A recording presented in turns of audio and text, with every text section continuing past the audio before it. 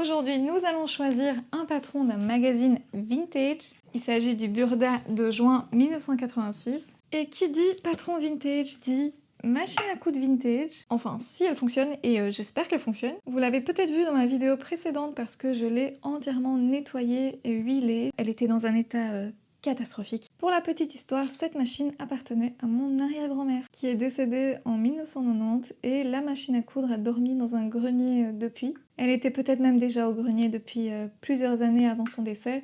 Mais donc ça fait au moins 36 ans qu'elle n'a pas été touchée. Elle est d'ailleurs la dernière personne à l'avoir utilisée. J'ai fait mes petites recherches sur cette marque et du coup je vais vous en parler. C'est une marque allemande, donc pour les germanophones parmi vous, j'espère que je ne vais pas trop écorcher votre langue. Et si c'est le cas, eh bien j'en suis vraiment désolée. Donc la première chose qu'on voit, c'est le nom de la marque Gritzner. Et alors un petit peu plus bas, c'est écrit que ça a été fait en Allemagne de l'Ouest pour la marque Pfaff. Ça donne une première fourchette pour savoir en quelle année a été faite cette machine à coudre. Et donc on sait déjà que c'est entre les années 1950 et 1990. Et donc la marque Gritzner a été fondée en 1872 par Max Carl Gritzner à Durlach. Au début du XXe siècle, c'est l'un des plus grands fabricants de machines à coudre en Europe, avec plus d'1 million de machines vendues en 1902. C'est une marque qui était très appréciée parce que les machines ont la réputation d'être très robustes. Elles sont fabriquées presque entièrement en métal et elles étaient comparées à des chevaux de trait, donc elles étaient faites pour travailler.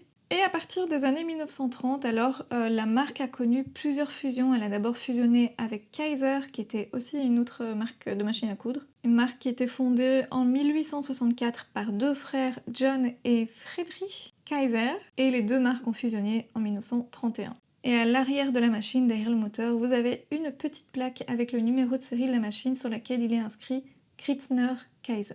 Sauf qu'ensuite, cette marque a été rachetée par Pfaff en 1957.